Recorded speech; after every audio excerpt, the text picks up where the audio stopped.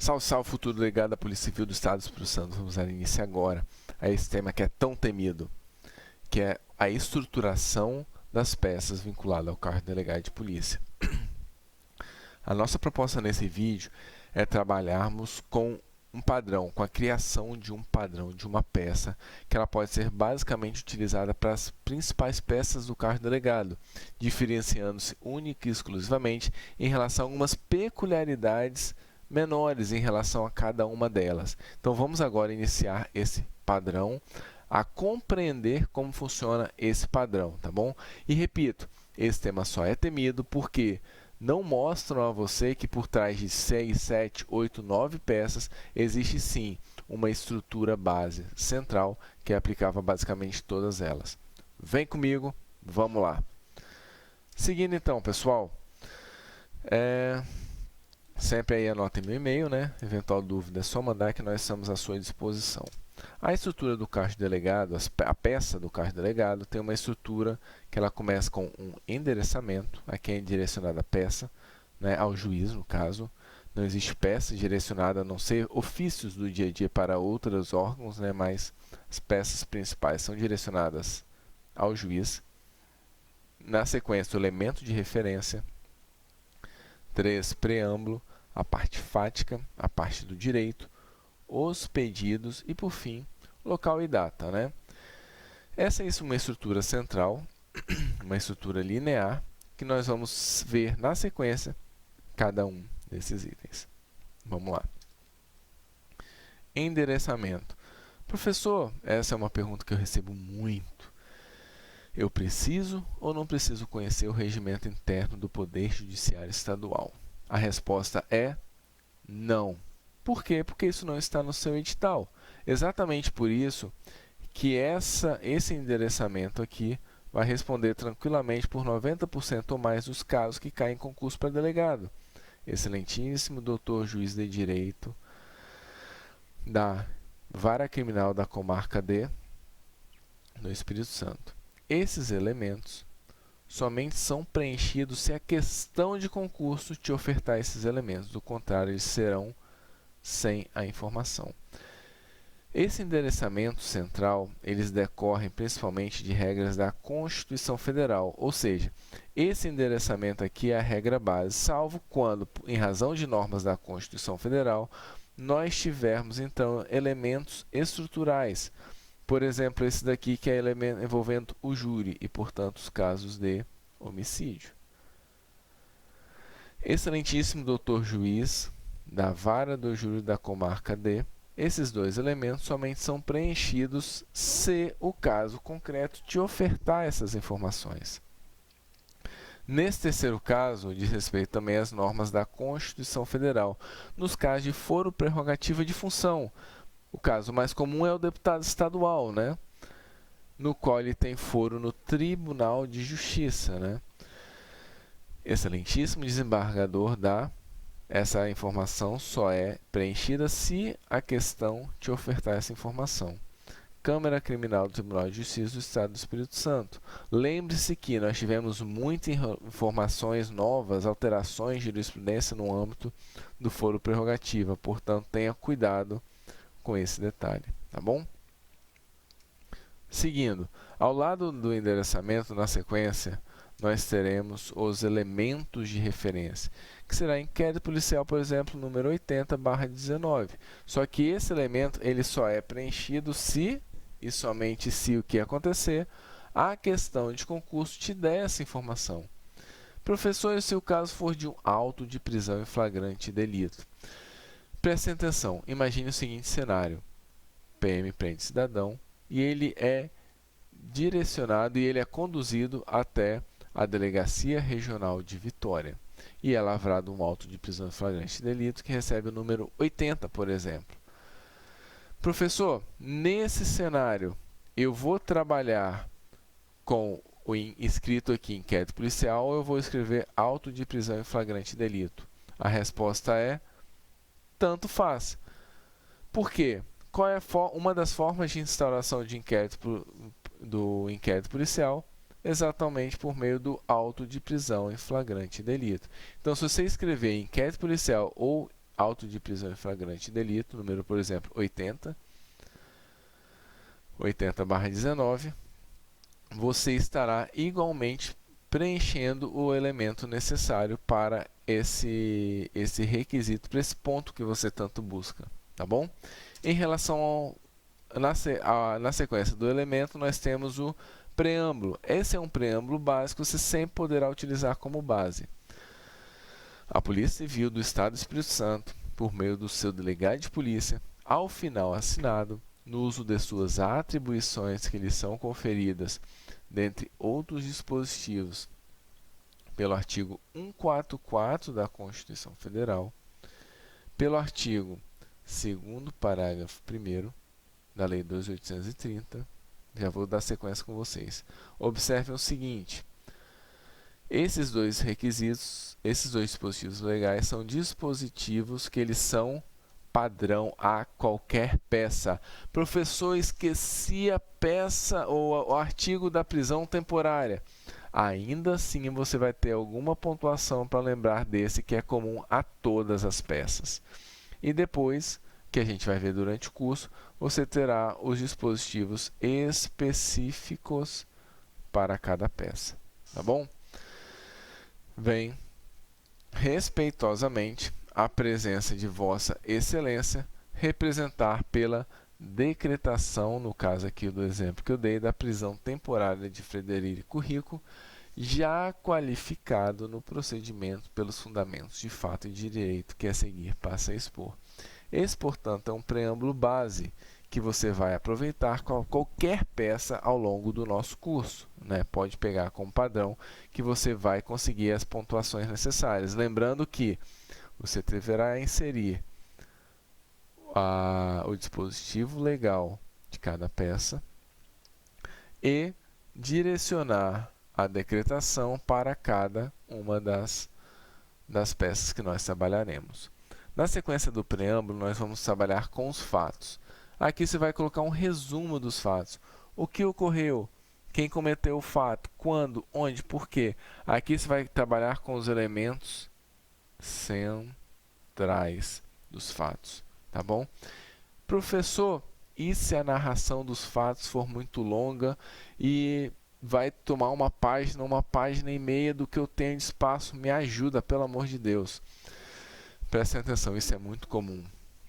O concurso muitas das vezes vai trabalhar com uma quantidade de informações exatamente para te complicar, para concorrer à parte dos fatos com aquilo que efetivamente vai te dar a pontuação no dia da prova, tá bom? Então, trabalhe sempre com uma síntese dos principais elementos, com uma síntese daquilo que é realmente central naquilo que você vai trabalhar, entendeu? Exatamente por isso que você deve tomar cuidado com outro detalhe. Professor, eu posso repetir tudo o que consta do texto? É muito comum determinados concursos não admitirem a repetição do que consta do texto da prova e que você tem que colocar com as suas palavras a parte do texto, entendeu? No concurso de delegado do Espírito Santo, isso não está muito claro. De todo modo, eu sugeriria que você não repetisse e colocasse com suas palavras o que consta do texto, tá bom? Exatamente por isso que se a narração for muito longa, isso será ainda mais importante, ainda mais necessário. Após os fatos, nós temos a parte do direito. E é o que eu quero dividir em dois pontos com você. Primeiro, cautelares restritiva de liberdade, temporária e preventiva, e as cautelares probatórias. Nas cautelares restritiva de liberdade, nós vamos trabalhar com dois elementos centrais: fumus comissi delicti e com o pericto libertatis. Essa é uma estrutura que eu montei para qualquer cautelar restritiva de liberdade.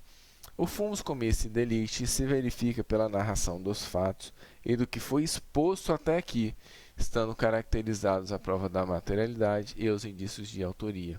Aqui você pode acrescentar ainda a tipificação. Tipifique, né, para você não ter problemas em relação ao fumus commissi delicti. O periculum libertatis se caracteriza, aí você vai preencher, vai demonstrar o preenchimento no âmbito da preventiva, garantia da ordem pública ou garantia da ordem econômica, por conveniência da instrução criminal, para assegurar a aplicação penal, ou 5, em caso de descumprimento de qualquer das obrigações impostas por força de outras medidas cautelares. Você pode trabalhar aqui somente com um desses elementos, né? Ou, de repente, com 2 desses elementos. Você tem que tomar cuidado com aquilo que está no texto, porque pode estar, sim, presente mais de um, e isso ser exigido em sua resposta, tá bom? Prisão temporária. 100% dos casos que caíram até hoje trabalharam com o artigo 1º, inciso 1. Quando imprescindível para as investigações do inquérito policial. Talvez porque o inciso 2, de acordo com a doutrina, ele seria o que? Inconstitucional. Então, às vezes, as bancas não entraram nesse inciso 2 por causa disso, que é quando o indiciado não tem residência física ou fixa ou não fornece elementos necessários ao esclarecimento da sua identidade. Então, vou focar aí no inciso 1, tá? E lembrando que, de acordo com a doutrina majoritária, inclusive precedentes do STJ, o inciso 1 tem que ser combinado com o inciso 3. O inciso 3 são as leis, né, que você vai trabalhar junto também com a tipificação. As cautelares probatórias, a gente não consegue trabalhar aqui probatórios como busca e apreensão, né, como a interceptação, a gente não consegue trabalhar aqui com uma padronização. E nesse ponto você vai ter que colocar um asterisco aí e prestar muita atenção nas distinções dos requisitos legais a serem preenchidos durante o curso, né, do material do curso, tá bom? E durante o seu estudo para concurso público ao longo dessa nossa caminhada, tá bom, pessoal? Junto com o direito, nós teremos também alguns elementos que eu coloco como obrigatórios, né? É mais uma sugestão, mas eu coloco como obrigatórios. Ponto 1. Tipificação das condutas, né? No momento que você trabalha as cautelares de restritivas de liberdade, você vai colocar aqui a tipificação. Nas demais, você não pode esquecer de tipificar a conduta. Mesmo que você esqueça, no momento do fumus commissi delicti, de trabalhar a tipificação, trabalhe esse momento após o periculum libertatis, tá? Então, é tipificação. Esse é um elemento que eu sugiro você que coloque em todos os suas cautelares. Ah, professor, pelo Código de Processo Penal, essa questão que você sublinhou aí, ele somente tem que estar presente na preventiva. É verdade, pelo CPP somente na preventiva. Só que a doutrina já coloca, e coloca muito bem, que a concessão de qualquer medida cautelar tenha como pressuposto a não incidência de uma cláusula de excludente, de ilicitude, de culpabilidade, né, ou punibilidade. Então, esse é um requisito, na verdade, que tem que estar presente em qualquer cautelar. E se for exigido no seu espelho de resposta no dia da prova, você pode ter complicação. Então, doutrinariamente, isso já é difundido para todos, apesar de legalmente estar presente somente para a preventiva. Não obstante, exatamente por isso que eu coloco que essa é uma frase que ela tem que estar padronizada para todas. Isso a gente lembra que nós estamos trabalhando o que? Com padronização. Em sede de medidas cautelares restritivas de liberdade, você também pode trabalhar com a seguinte padronização. A prisão mostra-se necessária por proporcional ao caso concreto, nos termos do artigo 282, parágrafo 3º do CPP. Se for por caso de preventiva, até aqui. Se for caso de uma prisão temporária, você pode acrescentar o seguinte, cuja aplicabilidade não se restringe à prisão preventiva consoante doutrina mais abalizada. Presente também só para a preventiva, mas cuja incidência se abrange também a prisão temporária. Renato Brasileiro coloca isso, doutrina processual penal como um todo já coloca isso. Então, se você trouxer a mais, não prejudica. E você está trabalhando com elementos padronizados, menos coisas para você decorar em relação a cada uma das medidas cautelares, né? Seguindo, e agora indo especificamente para os pedidos. Em razão de tudo que foi exposto nos fundamentos de fato e de direito, essa autoridade policial representa pela, e aqui vai entrar prisão temporária, prisão preventiva, né? Mandado de busca e apreensão, enfim.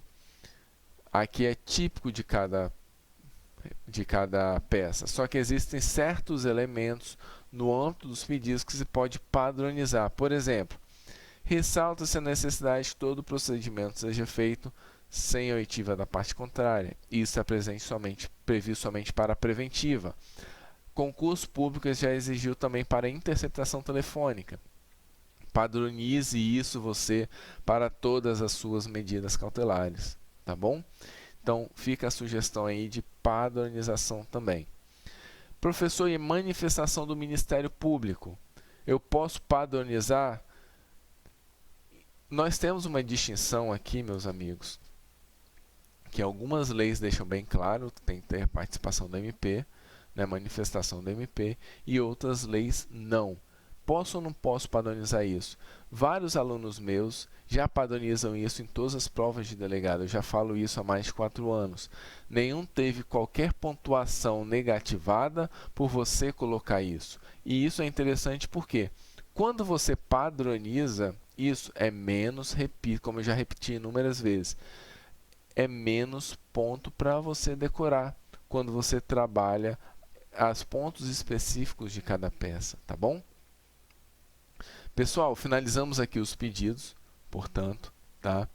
Monte você, agora em cima desse vídeo, esses elementos que são padrão e coloque num local que você vai memorizar. Sabe aquele negócio, aquele ponto que você vai ler todos os dias na hora de acordar ou em algum outro momento do dia, porque você tem que memorizar esses padrões. Ou espere a nossa primeira rodada e veja como que eu vou trabalhar isso na resposta padrão da nossa primeira peça prática. E trabalhe essa peça prática junto com esse vídeo para você entender como esses elementos são trabalhados. Pegue esse vídeo e vai trabalhando junto com o modelo que eu coloquei quando você tiver acesso à primeira discursiva, tá bom? Então são essas as sugestões que eu deixo. Memorize, lembre, trabalhe esses elementos que eles serão diferenciais na sua prova, tá bom? Vamos na sequência agora ao longo do nosso curso trabalhar os pontos de distinção em cada uma das peças. Vejo vocês ao longo de todo o curso. Vamos juntos, pessoal. Até a aprovação.